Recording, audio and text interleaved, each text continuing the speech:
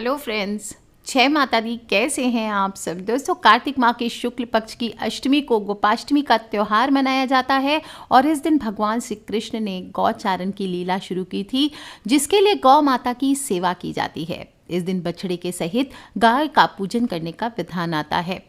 आज मैं आपको सुनाऊंगी गोपाष्टमी की कथा। गोपाष्टमी के दिन आपको सूर्योदय से पहले उठकर नित्य कर्म से निवृत्त होकर के स्नान करना चाहिए।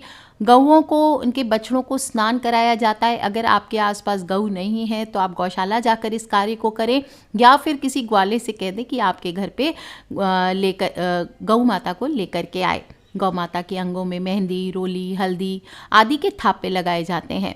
गायों को संपूर्ण रूप से सजाया जाता है। धूप, दीप, पुष्प, अक्षत, रोली, गुड़, जलेबी, वस्त्र, जल, इससे गौ माता की पूजा की जाती है। आरती उतारा जाता है और पूजा के बाद गौ ग्रास निकालना चाहिए। गौ माता की परिक्रमा करना चाहिए और परिक्रमा करने के बाद गौओं के साथ कुछ दूर तक आपको चल के जाना चाहिए।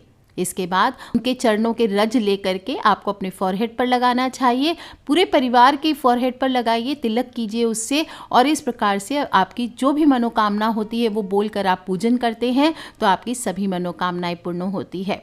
मैंने दूसरे वीडियो में आप सभी को बताया कि आलू का उपाय करना है, तो आलू से 5 आलू से इस दिन आपको उपाय ज़रूर करें। और कहते हैं इस प्रकार से गौ पूजन करने से प्रगति के मार्ग प्रशस्त होते हैं और इस दिन ग्वालों को उपहार भी देना चाहिए। अगर ग्वाले लेकर के आते हैं या आप गौशाला जा कर के करते हैं ये कार्य, तो आपको ग्वालों को उपहार भी दे, धोती, गमछा, वस्त्र आदि दे सकते हैं, या फिर आपकी जो इच्छा हो वो आप दे सकते हैं अपनी सामर्थ्य के अनुसार।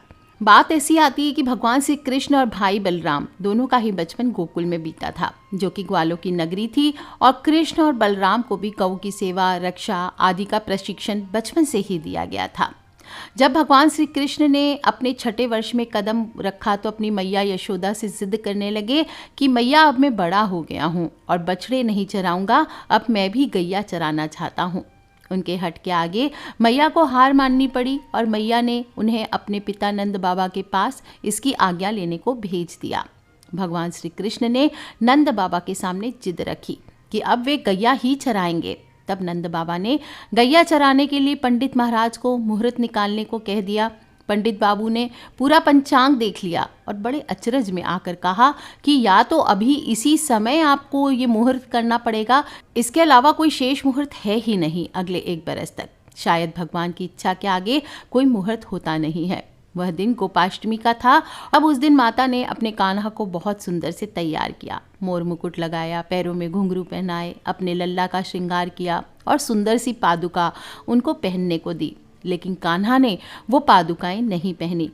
उन्होंने मैया से कहा, मैया, यदि मेरी गौएं जूतियां नहीं पहनती तो मैं कैसे पहन सकता हूँ। अगर तुम इन सभी गैया को चरण पादुका पैरों में बांधोगी तभी मैं ये पहनूंगा। मैया यह देखकर बहुत ही भावुक हो गई और कृष्ण भगवान बिना कुछ पैरों में पहने अपनी गैया को चारण के लिए ले गए।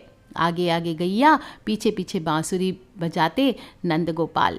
भगवान श्री कृष्ण, उनके पीछे बलराम और श्री कृष्ण के यश का गान करते हुए ग्वाल गोपाल इस प्रकार से विहार करते हुए भगवान ने उस वन में प्रवेश किया और तब से ही भगवान की गौचारण की लीला का प्रारंभ हुआ। वह शुभ दिन ही गोपाष्टमी कहलाई। और भगवान जब तक वृंदावन में रहे, भगवान ने कभी पैरों में जूतियां नहीं पहनी और इस प्रकार कार्तिक माह के शुक्ल पक्ष के दिन से गोपाष्टमी मनाई गई। इस कथा को सभी को पूजन करने के बाद ज़रूर सुनना और अपने सभी लोगों को, अपने आसपास जो भी लोग खड़े हों उन सबको सुनाना चाहिए और गौ माता की पूजा करनी चाहिए। आज के लिए इतना ही। Take care friends. जय माता दी। बम बम भोलेनाथ की।